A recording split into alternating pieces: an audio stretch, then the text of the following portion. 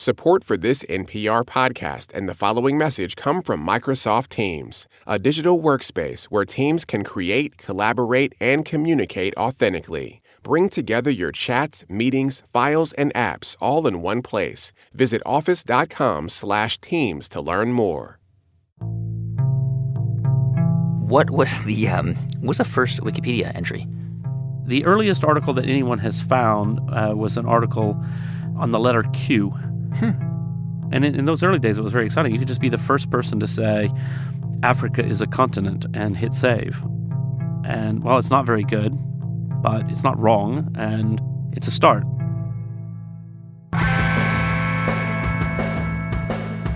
From NPR, it's How I Built This, a show about innovators, entrepreneurs, idealists, and the stories behind the movements they built.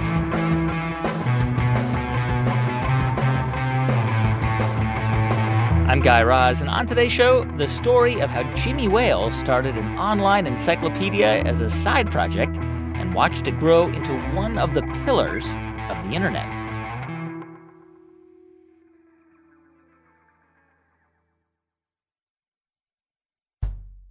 Okay, I'm going to read you the list of the top 5 most viewed websites in the world.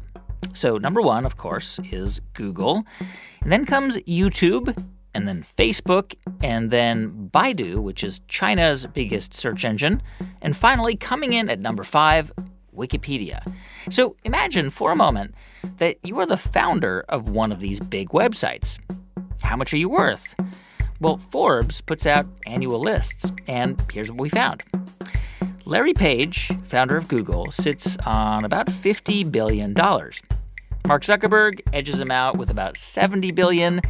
Each of the founders of Baidu are worth around $15 billion, and the founders of YouTube walked away with $500 million each when they sold to Google back in 2006. And the founder of Wikipedia, Jimmy Wales, the 5th most visited website in the world, his personal fortune is estimated to be not much more than $1 million. He is quite possibly the least rich internet titan in the world. But unlike a lot of famous founders or entrepreneurs, Jimmy Wales' legacy is likely to live on for centuries because he is in some ways like a modern-day Johannes Gutenberg. And just like Gutenberg's press made it possible to spread knowledge beyond a village or a town, Wikipedia made it possible for every single person on Earth with an internet connection to gain access to probably the biggest collection of knowledge ever assembled. And like a lot of the entrepreneurs we interview on the show, Jimmy Wales' story starts with influential people and important events that happened pretty early in life. He grew up in Huntsville, Alabama, where his uncle owned a shop that sold early personal computers. And his 2 big hobbies were tinkering with computers and reading just about anything he found interesting. I read basically anything I could get my hands on, including spent a lot of time reading the encyclopedia.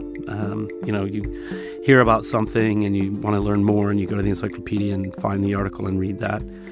And yeah, it was a beloved thing in our house that we had the encyclopedia and we would all use it. Did you buy it in a store, or did somebody come to your house and No, it was somebody came to the house, door to door. When I was a baby, as the family legend goes, that somebody came to the house and sold it to my mother. And every year they would send out an annual update. Yeah. For example, the article on the moon was updated when someone landed on the moon. And so there were all these stickers, and you would take the sticker out and you would go to look up moon, and you would find the old article on the moon, and you put in a sticker saying there's an update. My mom and I would do that every year when the stickers came in. My first editing an encyclopedia. Jimmy eventually went to college in his home state of Alabama, and he was really good at complex mathematics. So good, in fact, that he went on to do a PhD in finance. But around 1992, Jimmy decided that academia really wasn't the place for him. So he left to take a job as an options trader in Chicago. What I was doing is really just trading, like buying and selling every day, arbitrage. So there's a lot of mathematical modeling to relate the prices of different things to each other, to look for opportunities to find imperfections in the market in pricing. So while you were in Chicago in the early 90s, this was also around the time the internet starts to become something that ordinary people are using. Netscape comes out, and people are, like, browsing the internet. Did you get into that? Yeah, completely. Yeah, I was really... So even before I came to Chicago, I was really getting into the internet. So what I was doing, I had no life. I just traded in the day, and then I would go home at night, and I was working on my own web browser. Wait, you were making your own web browser, like, on the side, like, in your apartment? Yeah. How did you know how to do that? Were you just, like, sort of self-taught? Yeah. I mean, in grad school, obviously, if I'm doing very quantitative data analysis, things like that, I learned to program. I was a bad programmer, but I can code.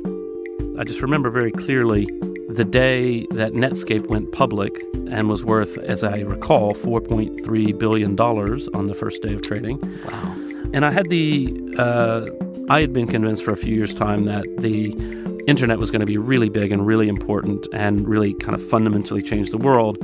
And this was the moment when I felt like, okay, look, the market is validating that. Like, other people are seeing it, and people are really investing money here. And so there was a bit of a transition period, but it was really in I'd say about 98 is when I left Chicago. And I moved to San Diego, and that was when I really decided, I'm going to focus full time on my internet ideas and projects. Once Jimmy settled down in San Diego, he founded a small internet search company called Bombas. And because this was the late 1990s, during the dot-com boom, companies were paying top rates to advertise on these new things called websites. And so for the next few years, those ad dollars made it possible for Jimmy to hire a small staff of programmers. And they had the money to just kind of experiment. So the idea was really, at that time, this is pre-Google, remember? The best web directory around was Yahoo. And Yahoo hired, hundreds of people to go around and manually by hand index topics and categories on the web. Yeah. And then I said, well, look, maybe the community can do that. Maybe other people can help out. And if you could get thousands of people involved, it could be really bigger than what Yahoo's doing. And that was really the thought. So we allowed people to come in and build an index to any topic that they were interested in. And we called it a web ring. I remember one of the first community members came in and built a web ring about Jupiter. And so they had gathered a bunch of links about the planet Jupiter, and they put it in, and we're like, okay, that's cool, that's great. Now, of course, we dabbled in all kinds of things. We had a few blogs, and I remember my business partner at the time was talking about building what today I would say his idea sounded a lot like Facebook, but it was really more about people reconnecting with people from their schools and universities. It was a classmates.com kind of idea. But I mean, keep in mind that this was also where we started Newpedia, the predecessor to Wikipedia. Yeah, so tell me about that, because while you're at Bombas, this thing Newpedia grows out of it, right? What was it? So, as I said, at Bombas, we were always experimenting. We were thinking of new ideas and new possibilities, new things to do. And I was looking at the model of open source software, seeing that worked. I was also looking at, at Bombas, we had community members who were building indexes to content that they were interested in. So the idea of Newpedia was to basically replicate that, to say, well, let's build an encyclopedia and have volunteers contribute to it. And I just thought, this seems like low-hanging fruit. Actually, I remember I was in quite a panic when I had the idea to hurry up and get started because I thought it was so obvious. So when I started Newpedia, I really thought that other competitors were going to be out there. But after 2 years, there was still no one really competing with us because it maybe wasn't as obvious as I thought. And the idea was basically to just make an online encyclopedia? Yeah, but of course, at the time, I didn't really understand Wiki, the concept of a website anyone can edit. And also, we had, a 7-stage review process to get anything published. So how would it work? You would write an article for Newpedia, and then it went through like 7 stages before it was published? 7 stages, but I mean, some of the stages had to do with, first you had to propose the article. You had to prove your qualifications to write it. We had hired some staff, so Larry Sanger was the editor-in-chief, and there was a whole process whereby you could apply to submit something and so forth, and then There would be copy editing, reviewers, much like an academic review where you send it out to experts in the field for review. And actually, one of the things that was really a light bulb moment in my mind was one of the first few articles that got through that process and was published. We had it up on the web for just a few days, I would say, and suddenly it came to our attention. Somebody said, hey, this is really plagiarized. Oh. And we checked into it, and it's like, ouch. So, Like somebody just copied the encyclopedia? no, it wasn't from another encyclopedia. It was from other sources, but it was not good. And I realized, even with all this process we built up to prevent this, there was still plagiarism, and that was a huge problem. And in fact, the only thing that revealed it was more people reading it and people seeing it and saying, hey, this is actually a problem. And that there's an old saying in the open source software world that given enough eyeballs, all bugs are shallow. And what that means is oftentimes when you're programming, there's some kind of bug in your code and you just cannot find it. And if you get another set of eyes on it or 10 sets of eyes, it becomes very obvious. Somebody will spot it. Yeah. And so that concept does actually apply in lots of areas of life, that if you get a lot of people looking at something, people can say, hey, there's actually a problem here that maybe nobody else noticed. And then sometimes after it's been pointed out, you say, oh, yeah, that's kind of obvious. So I read that within a year after launching Nupedia, the site produced a sum total of 21 articles, which doesn't sound like it was churning and burning. No, it was not good. And in fact, as we proceeded through that year, and I was very frustrated with the slow pace of progress, I decided to write an entry myself. I thought I just need to go through this process myself to see what's wrong with it or how can we improve it.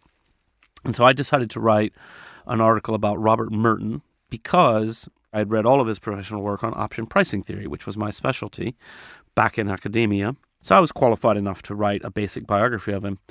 But I found it very intimidating because I knew that they were going to take my draft and send it out to the most prestigious finance professors they could find to agree to review it. And I was going to get feedback, and it felt really a lot like grad school. Yeah. And that was really the moment when I said, okay, look, this isn't going to work. Like, this isn't fun.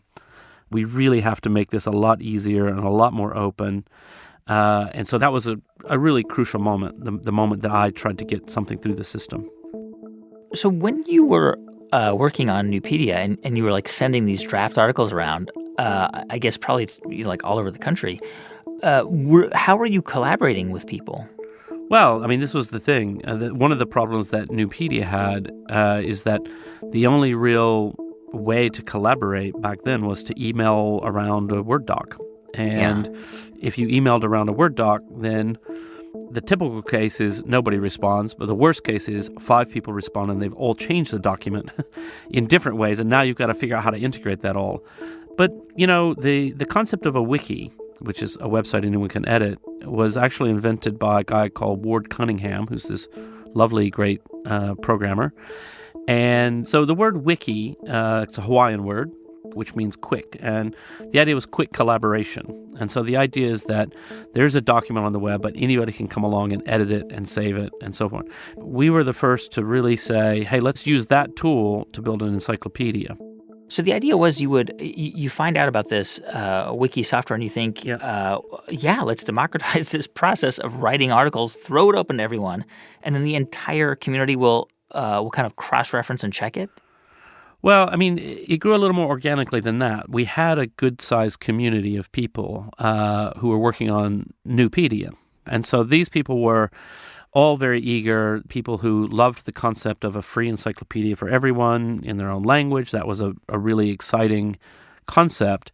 And so initially we thought, well, let's start this as a tool for that community. So it'll still be Nupedia, but we're going to use this wiki as a way for that community to begin to work together a little more efficiently. And I made the decision to put it up at the domain name wikipedia.com rather than keep it on Nupedia, because we weren't really sure, like, we had a lot of academics and a lot of very serious people on the mailing list, and this seemed a bit of a crazy idea, and we thought they might find it offensive. And so we said, okay, well, let's just set up on a different domain and see what happens. But of course, the history is that Wikipedia very, very quickly outstripped Nupedia in terms of the content created and the quality and everything else. I should know this, Jimmy, but I don't. What was the first Wikipedia entry? unfortunately, there was no history kept of the very early days. The earliest history was lost. So we don't really know. The earliest article that anyone has found was an article on the letter Q. And I'm sure that was not the first article in Wikipedia. I know the first words in Wikipedia. They were hello world, and I know because I typed them. And then very quickly we just started doing lists of things, states and things like that. So I guess you launched Wikipedia in January of 2001. Newpedia still exists. Yeah. But something like in 2 weeks, you had more articles on Wikipedia than Newpedia had generated in the previous 2 years. That's right. Yeah. Of course, as you mentioned earlier, that was something like 21. So it was a pretty minor achievement in one sense, but it was an eye opener. It was like, wow, we've got this great community, and people just started right in making articles on various random things, and other people editing them. And there's a lot of pent up excitement about let's just get started building this. And the change from really this huge, very intimidating process that was not very collaborative to being able to say, and in those early days, it was very exciting. You could just be the first person to say, Africa is a continent, and hit save. And, well, it's not very good, but it's not wrong, and it's a start. And that was very addictive, the idea that you could actually change something. This was all being run out of where? Did you have an office in San Diego, or was it just your apartment, or what? Yeah. Small office. This was during the Obama days, so we had a few programmers and sort of cheap office in a warehouse space. This is the period of time when ad revenue was good, so we were able to just hire some people and get started. So I guess you very quickly realized that Wikipedia is could potentially be huge. Did it seem clear, within the first months or year? Yeah, it did. I mean, I remember looking at a list of the top websites at the time, and there was an encyclopedia reference kind of site ranked at number 50, and I thought, gee, if we do a really good job, we might be number 100 or maybe even in the top 50. But there was always this idea of this could be a big thing. If we can figure out how to do it, it could have a huge impact. In just a minute, when Jimmy Wales was faced with the question of how Wikipedia was going to make money, he decided that it wasn't. Stay with us. I'm Guy Raz, and you're listening to How I Built This from NPR.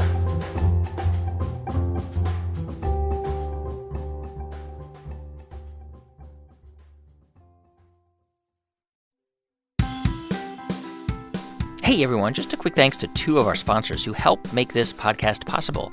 First, to FreshBooks. Small business owners, FreshBooks wants to make dealing with your day-to-day paperwork ridiculously quick and easy. Use FreshBooks to create a perfectly crafted invoice in under 30 seconds. Then, set yourself up to receive online payments with just 2 clicks. And then magically see whether or not your client has looked at the invoice you've just emailed. For your 30-day free trial, go to freshbooks.com/built and enter How I Built This in the How Did You Hear About Us section. Thanks also to LegalZoom. March is National Small Business Month at LegalZoom, and they want you to celebrate by becoming your own boss. LegalZoom is not a law firm, but they know you need to tap into the right resources to run a successful business. Go to LegalZoom.com/startup to download a free business startup kit. This offer is only available in March. After then, you can still enjoy special savings by using code BUILT at LegalZoom.com. LegalZoom, where life meets legal. And one more quick thing before we get back to the show. I want to let you know that Invisibilia, NPR's show about the invisible forces shaping our behavior, is back on March 9th with a new season. They're taking on Russian hacking, reality TV, the Me Too movement, and much more. You can listen and subscribe to Invisibilia on the NPR One app or wherever you get your podcasts.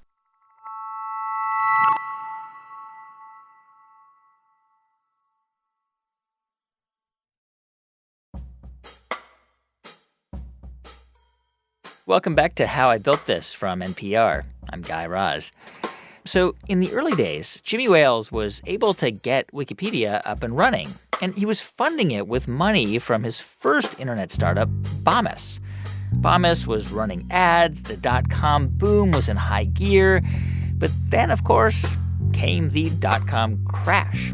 And all that ad money, it dried up pretty fast, and Bomis would eventually have to shut down completely. But at the same time, Wikipedia was growing, and Jimmy had to figure out how to keep it growing without a lot of cash. There was no money really to support Wikipedia, but it didn't cost a lot of money. It was really community-driven. And so, it really was the volunteers. And in fact, one of the reasons that Wikipedia became a huge success, I would say, ironically, is the lack of funding. Because if I had had the money, if I'd gone to Silicon Valley and convinced somebody to give me millions of dollars to start this, then your natural instinct, if you have any problem on the site, is to say, okay, well, we just need to hire some moderators, and we're going to make decisions, and we're going to have staff members who decide things. And instead, there was no money. We couldn't hire anybody. So as a community working together, we had to find our own solutions. And so we had to say, what are the software solutions we need to be able to control for vandalism? And then imagine we have a really, really tough editorial decision we have to make. How do we make those decisions? All of those things happened because there was no money to hire anyone, because it would have been much easier to just hire people. And that would have actually prevented the rise of a more natural set of solutions. And who was managing it? Was it just you and Larry Sanger? It was just the two of you? Yeah. I mean, pretty much. I mean, we had other employees who were helping out in this and that, of course. But, it's basically we had to think a lot about how to move the community in the right direction. There were a lot of really complicated questions around, okay, when do we ban people? When do we block people from editing? When do we think they've gone too far? And a lot of the editorial policy, you have questions like, to what extent do we allow people to write essays or commentary or put jokes in articles? And we decided, no, neutral point of view is like our core belief and so on. But all those decisions had to be made, and they were made in discussions with the community and so forth. I mean, you must have known, Jimmy, at this point in 2001, 2002, that Wikipedia was growing super fast and it was could potentially be huge. You decide, I guess around 2003, to basically create a nonprofit organization to run Wikipedia. What was the thinking behind that? Why did you do that? So there were a few things going on there. So first of all, this was still the depth of the dot-com crash, so there was no obvious business model. The community of volunteers very much wanted it to be in a nonprofit, and I thought that had to be taken into consideration. And then finally, for me, it just made sense. Like, it was aesthetically, it just seemed like the right thing. That Wikipedia, my ambitions for Wikipedia to become a really important moment in history and a really important cultural contribution really made a nonprofit a much more sensible option. And indeed, I think if we had gone in a different route, it would be very different today. You gave an interview to Slashdot, the website Slashdot, and you said, imagine a world in which every single person on the planet is given free access to the sum of all human knowledge. That's what we're doing. That's an amazing idea. But I wonder why you could not have done that same thing and still put ads on Wikipedia, like banner ads and stuff. Yeah, I mean, so here's the thing. If you think about the DNA of any organization, it's very difficult to stop an organization from following the money. So Wikipedia is a nonprofit, and as a nonprofit, we could run ads. No legal prohibition on a nonprofit running ads as a means of support. Sure. Yet, because the organization would tend to follow the money, then suddenly inside the organization, people would start caring a lot more about our traffic in highly developed advertising markets. Yeah. We would begin to care more about which pages you're reading, because if you're reading about Queen Victoria, there's probably very little to sell to you, and there's probably the ad rates are very poor. If you're reading about Tesla cars or vacations in Las Vegas or something like that, I mean, we would have an incentive to start creating content that would drive higher ad revenues, which is really not what we want to do. We're an encyclopedia. We don't think about adding features that might drive page views for traffic. We just think about how do we make the encyclopedia better and how do we reach more people, particularly in the developing world. That's just like fundamental to what this is all about. So when you basically said, all right, this is a nonprofit, we're not going to have any advertising, it's going to be user-generated content, how do you even fund that? How are you going to get the money to even fund the paying the servers? Sure. And Yeah. Well, I mean, you know? so what happened was the main reason that we went ahead and set up the nonprofit was exactly thinking of that for the future. But I had no idea whether it was going to be possible. So we set up the nonprofit in June, and at that time we were running on 2 or 3 servers. And so then we had this disaster. It was a Christmas Day when 2 of our 3 servers crashed, and I had to scramble to get the site running on one server, and it was painfully slow and so forth. And it was clearly obvious because the traffic kept doubling that we were going to have to buy a bunch of servers. And so that was the first time that I decided to do a fundraising campaign to ask people on the site to give money. And these days we call it crowdfunding, and it's, everybody knows it, but back then that was not a normal way of doing things. And I remember very clearly that I had hoped to raise about $20,000 in a month's time, but in about 2 weeks' time, we had raised nearly $30,000. So the first fundraiser was a huge success. I mean, people really said, hey, well, this is great. We really want to support this. And so a lot of small donors, and that, of course, today is the model for Wikipedia, that people who believe in Wikipedia, who think it's useful in their lives, say, hey, I should chip in. When did you, so Wikipedia really kind of starts to just blow up in the early 2000s. When were you first sort of cognizant of that? When did you realize that Wikipedia was becoming really big, like part of the national conversation? Well, I think there were a few moments, but I think one of the most important ones, there's a guy, John Sigenthaler Jr., who is a very esteemed journalist, and he had called me up to complain about his entry. When was this? 2005. And he said, hey, there's a problem because Wikipedia says that I was briefly suspected of having something to do with the Kennedy assassination. Now, this is a man who was one of the pallbearers at Robert Kennedy's funeral, if I remember the story correctly. So a big friend of the Kennedy family. And the story was absolutely untrue. And once he called, it took about 10 minutes to get that fixed and changed, and we looked into how it had happened and so forth. And so we thought, okay, problem resolved. But then he wrote this scathing editorial in USA Today about the site, and it got a lot of traction, that story. So we had this really big thing, and they dragged me on CNN to yell at me and so forth. And suddenly we're in all the press everywhere. Our traffic really exploded because of all the news coverage. So that was the upside, but that's not the way you want your traffic to explode. But in the end, that was actually a moment that was important for us. How come? Why? Yeah, so this led in the community to a real reflection on quality, on sourcing. This is when we came up with the biography of living persons policy and really started to say, look, if it's a biography of a person, then anything negative in the article really needs to have a good quality source, because that's just not acceptable to have negative things about people that aren't true. And so we became quite vigilant about that afterwards. And of course, there's always the possibility of this happening and so forth, and it does happen. But the community is very, very vigilant about it and really tries hard to keep anything like that out of the site. I mean, it's amazing because Wikipedia, obviously, on a day-to-day basis, everyone uses it. I use it. Everyone uses it. You use it. But I remember at that time that John Siegenthaler article, just 2005, at NPR, we were not allowed to use Wikipedia as a source. And it wasn't just NPR. It was all news organizations. Like, Wikipedia was not considered a reliable source. And it just shows you sort of... Yeah, well, I mean, I think that should still be your policy. I think Wikipedia is quite good. It is definitely not perfect. And what I always say is Wikipedia is the place to go to get the questions, not the answers. It's the way to get yourself oriented in a context. And I actually always say, go on the talk page of any article and see what are the Wikipedians struggling with. If they're saying, gee, this source says this and these sources say that, and there seems to be a conflict, hey, that might be the most interesting question you can ask is, let's get to the bottom of this. There's conflicting information out there. And also, if you want to use Wikipedia as a starting point, then you can always go to the footnotes and go to the actual source, and that's what you should do.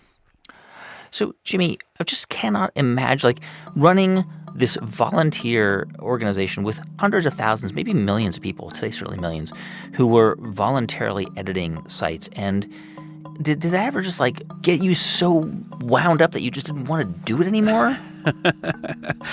No, not really. And, the interesting thing is I remember in the very early days, I would get up at night and check the site because I was convinced that somebody was going to come in and trash it overnight, which never happened. And then quickly I realized, like, oh yes, a vandal did show up at 3 a.m. my time last night. But guess what? Somebody who's a known community member was up in Australia and actually blocked the person and fixed the problem. And so I began to understand, like, communities do inherently scale. And I think that is part of what helped me not be overwhelmed by anything.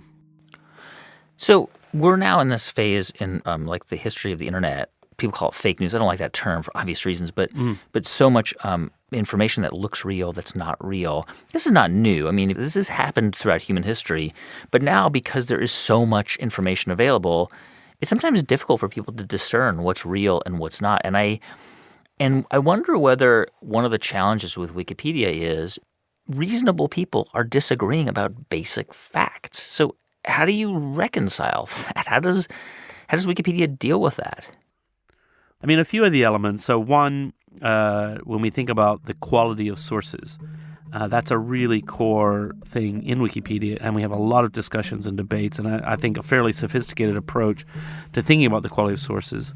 And I agree with you. I don't like the term fake news, but the original use of the term was really about clearly completely made-up websites that look like news sites with no concern for the truth, with outrageous headlines and so on.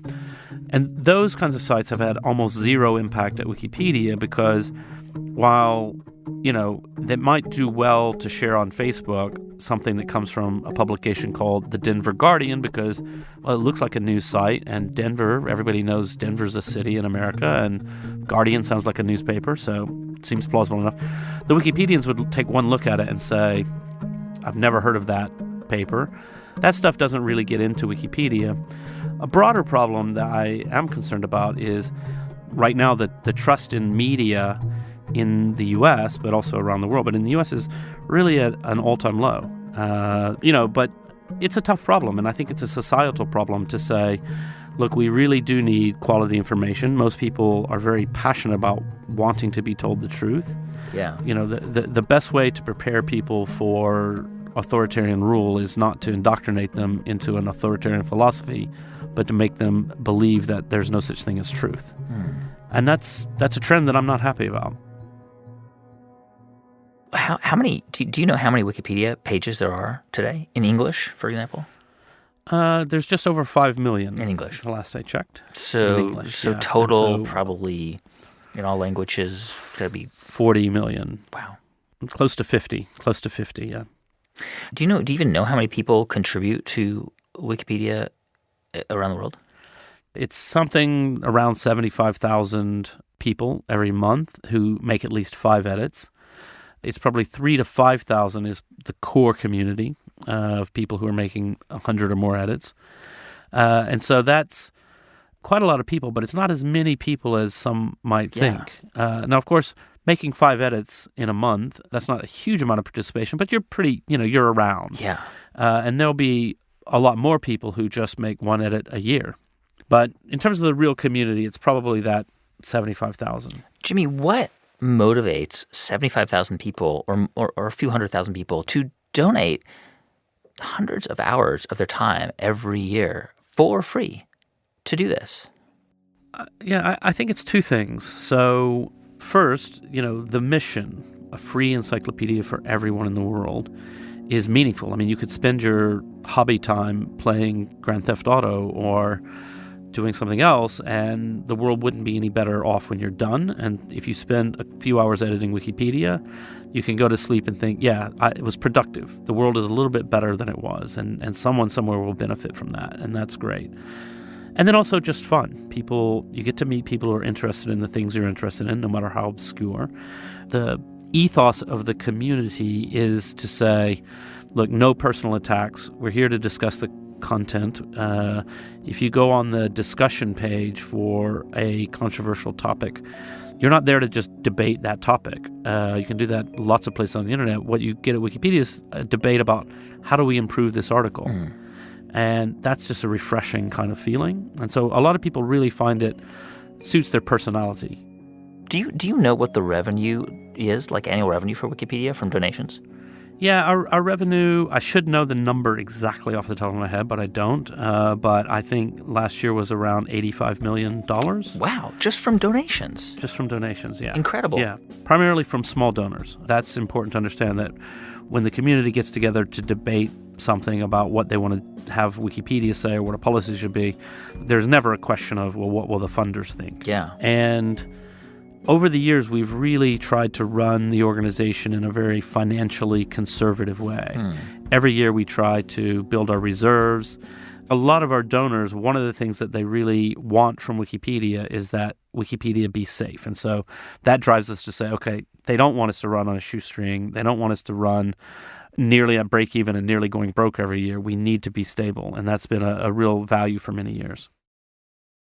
When you think about this thing that you built and your role in the history of the internet, how much of the success of Wikipedia do you think is because of your brilliance and your hard work, and how much do you think is simply because of luck?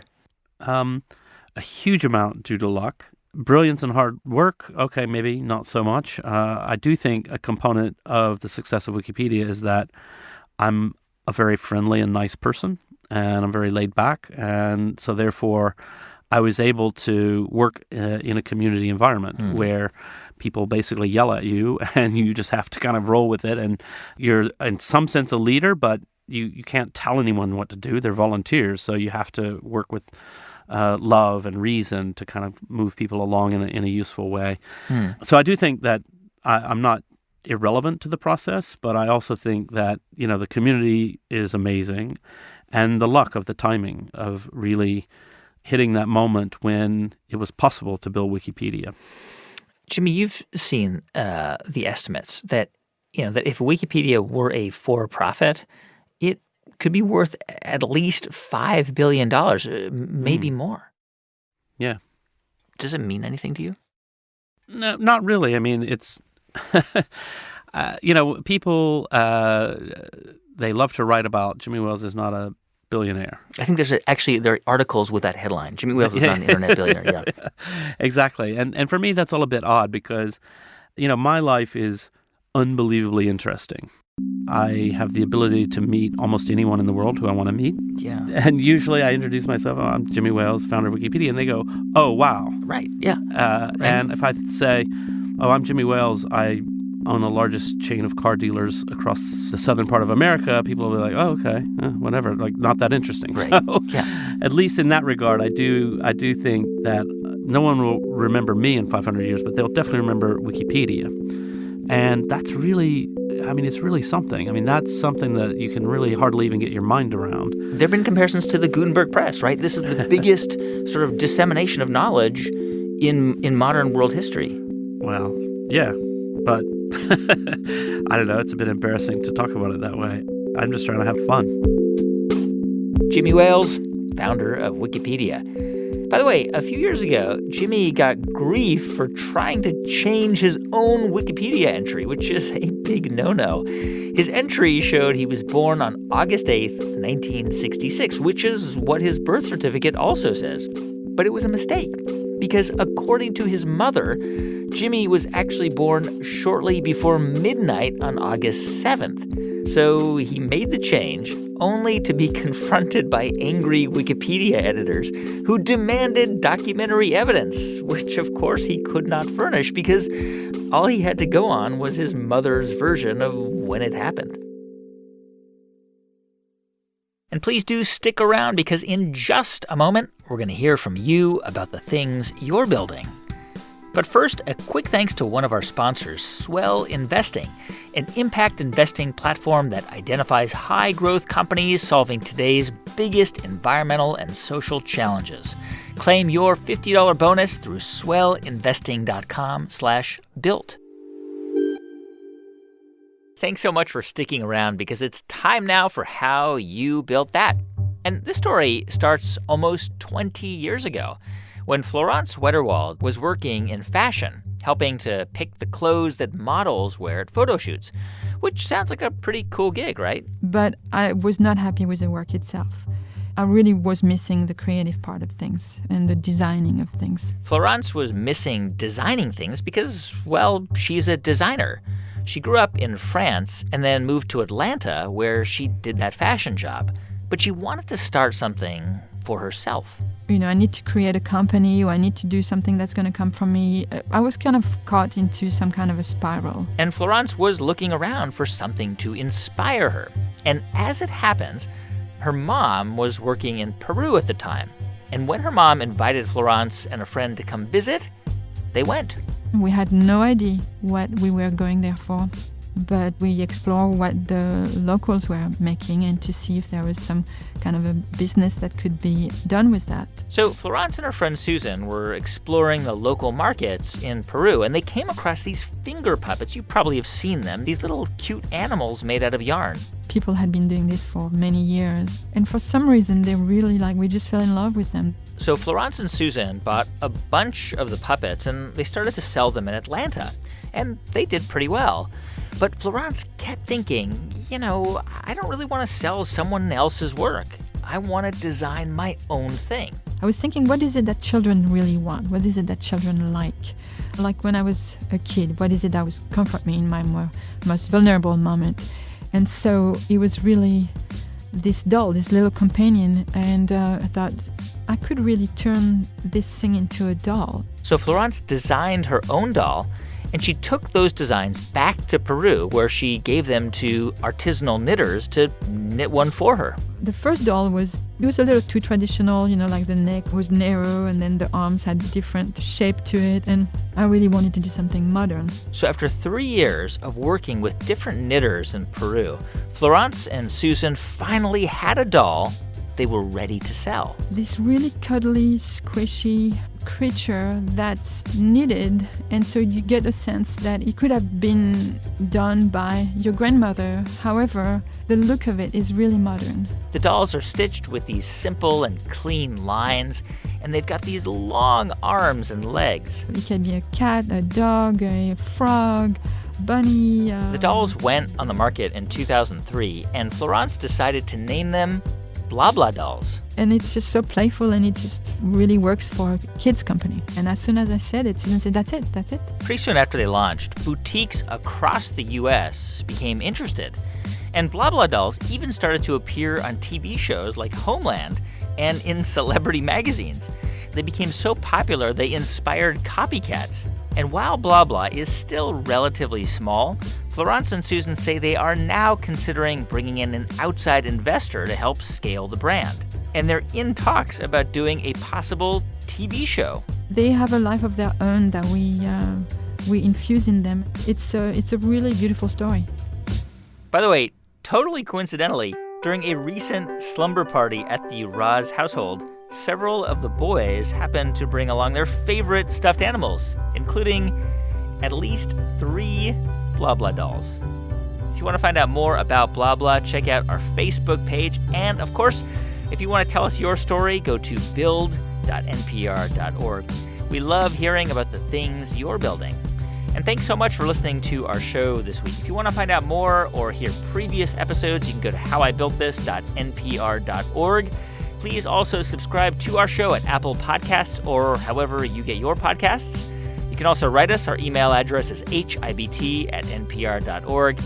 Our Twitter address is @howibuiltthis. Our show was produced this week by Casey Herman. Ramteen Arablouei composed the music. Thanks also to Neva Grant, Sanaz Meshkinpour, Thomas Liu, and Jeff Rogers. Our intern is Noor Kutsi. I'm Guy Raz, and you've been listening to How I Built This from NPR.